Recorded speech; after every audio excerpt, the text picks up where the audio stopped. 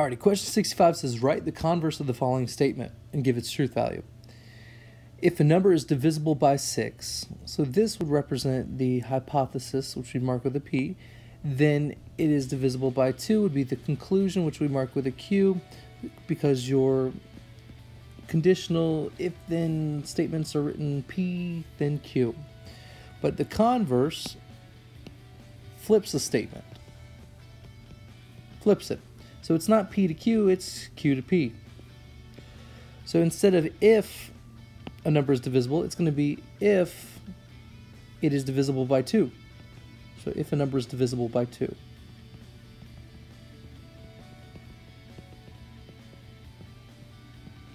Comma, then, so what was the P is gonna go at the end now.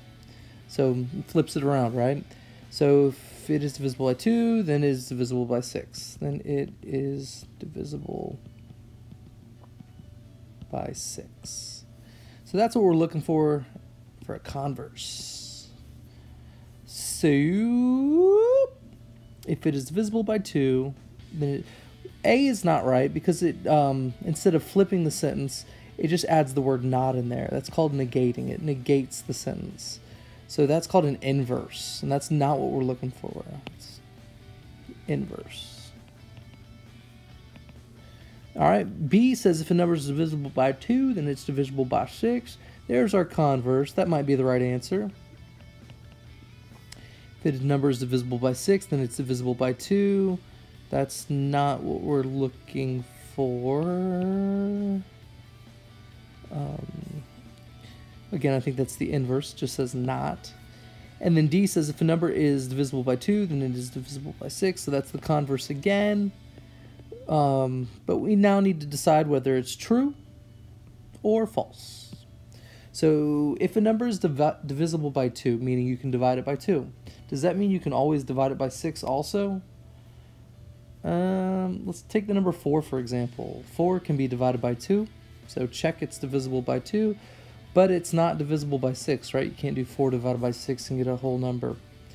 So it's going to be a false statement. So the answer B is the best choice, because just because the number is divisible by 2 doesn't mean it's always divisible by 6.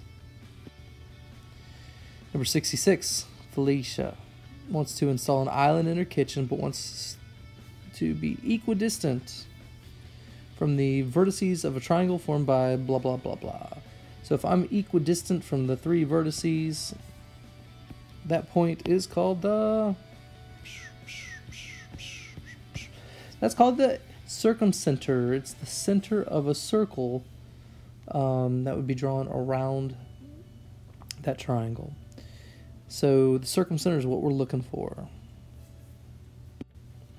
Which point of concurrency is equidistant to the sides? All right, so if I have a triangle and I have a point that's equidistant to each side, I don't know, that's a very good drawing there, then it would be the center of the circle inside the triangle.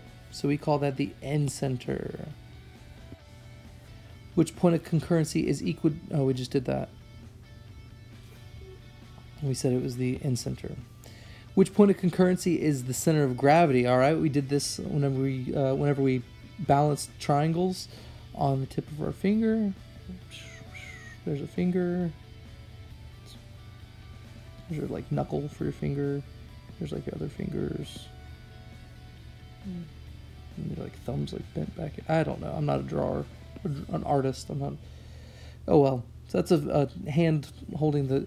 It was called the centroid, right? That magical balancing point of the triangle. All right, and the very last question. JKLN is a square.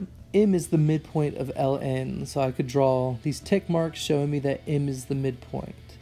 Justify why triangle JNM is congruent to KLM. So JNM is this triangle right here. It's going to be congruent to KLM, this guy right here. So some stuff I know. I know because it said that JKLN is a square. I know that all the sides are congruent on a square. So these two opposite sides here are going to be congruent to each other. And I also know that square has a bunch of right angles, so that's the right angle and that's the right angle. So I would be able to tell that JNM is congruent to KLM because I see a pair of corresponding sides. So 2 sets of congruent sides there. And then a congruent angle, a pair of congruent angles that's sandwiched between those two. So side angle side is going to be the best way to prove that those 2 triangles are congruent to each other.